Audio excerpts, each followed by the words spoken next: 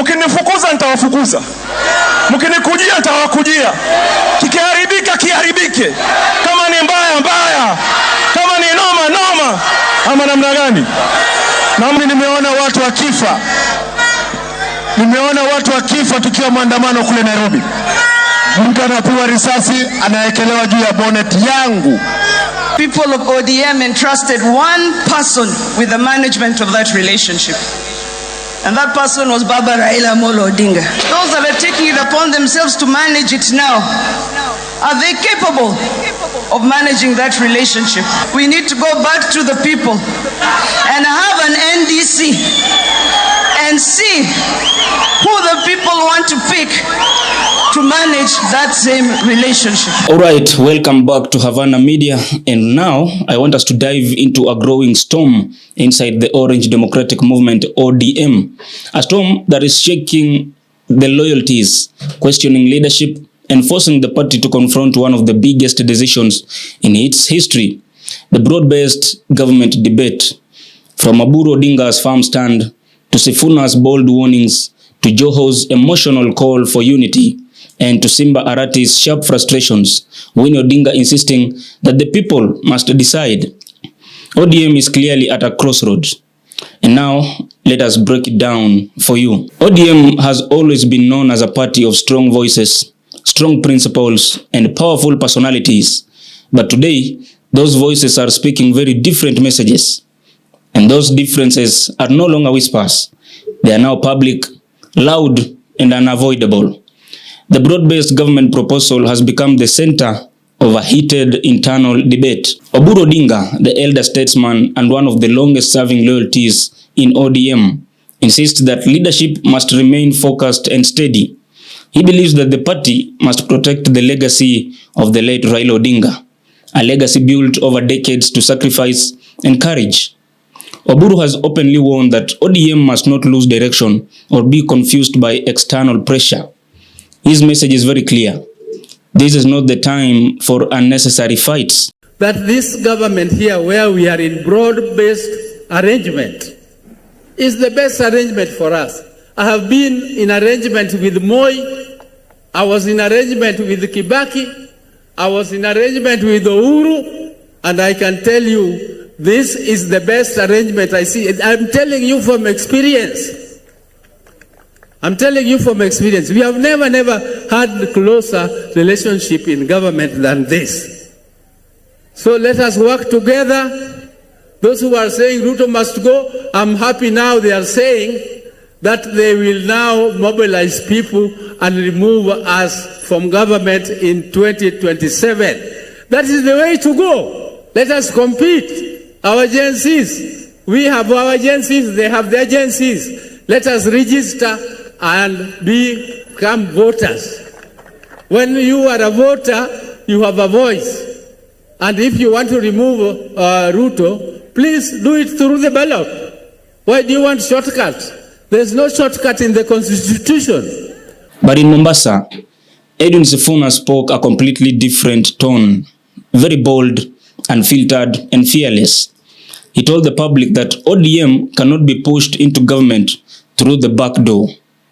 Sifuna warned that some leaders within ODM are behaving as if the party needs President Ruto, and he reminded Kenyans that ODM has always stood with the people, especially when the life becomes hard.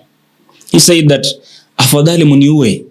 I will not support anything that abandons the suffering of our youths, our workers, and our families." Sifuna's message was not just a speech. It was a declaration of resistance. Baba Raila Odinga alizungumza wazi mbele ya nchi nzima tarehe 22 mwezi uliopita mbele ya hawa wabunge katika hoteli ya Agile pale Nairobi. Baba aliongea kwa kinywa chake mwenyewe, na waomba viongozi msiingize maneno kwa mdomo ya mtu ambaye amelala. Alisema yeye mwenyewe, akasema kama chama lazima tujiandae kwa ajili ya uchaguzi wa mwaka 2027. Na wale ambao wanaeneza mambo mengine hapa, baba alisema, who has told you? Calm but very firm, emotional yet measured, Joho urged the party members not to tear each other apart. He reminded them that ODM has survived storms far greater than this one. But Joho also acknowledged the pain and frustrations among supporters. He made it very clear that ODM must remain a house where decisions are made transparently and respectfully. His goal was very simple: unity, but not blind unity. It is unity with honesty. Mkinifukuza nitawafukuza, mkinikujia nitawakujia, kikiharibika kiharibike, kama ni mbaya mbaya, kama ni noma noma. Ama namna gani? Namna gani? Hatuwezi kuwa sacrificial lamb. Huwezi kututumia unavyotaka alafu ututupe. Inawezekana hiyo? Then Simba Arati, on the other hand, took a hard stance. From Kisii, he accused some leaders of betraying the party's ideals and turning ODM into a playground for selfish interests.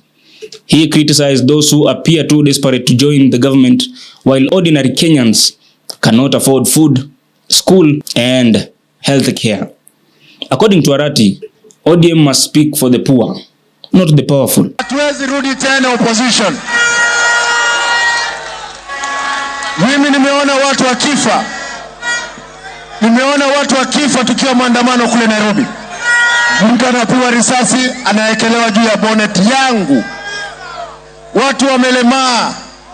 Watu hawana manyumba kule Kisumu, Nyarenda, watu waliwawa. Tafadhali mtu yoyote ambaye atadhania kwamba atavunja chama cha ODM, tutakuvunja mapema. His statement shook the ground because he spoke directly to the frustrations of grassroots supporters. It was Winnie Odinga who added fuel now to the fire. Speaking with clarity and confidence, Winnie said the biggest mistake ODM can make is letting a few elites decide who manages the party's relationship with the government. She insisted that the power must return to the people, that ODM must hold an NDC, which means National Delegates Conference, so that the grassroots can decide who should present them in these negotiations.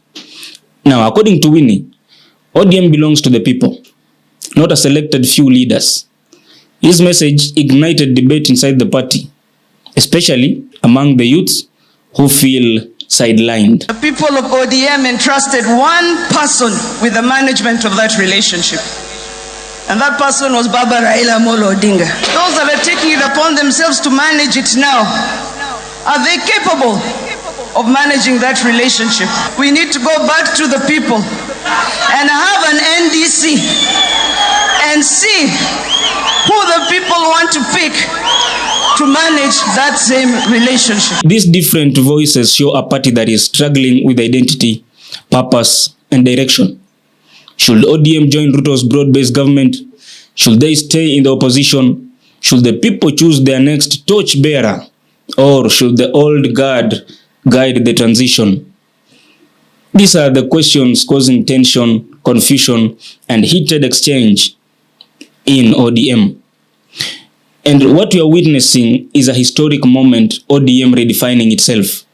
For some, this is a painful transition. For others, it is a necessary rebirth. But one thing is very clear. ODM is no longer speaking in one voice. It is a choir of competing truths, each other fighting for the soul of the party. That is what we as Havana Media think. Thank you so much for watching Havana Media. As ODM battles over its future, we will keep bringing you every detail, every update, and every voice shaping this political earthquake. And if you enjoyed the breakdown, remember to like, share, and subscribe to Havana Media for more powerful stories from across the region.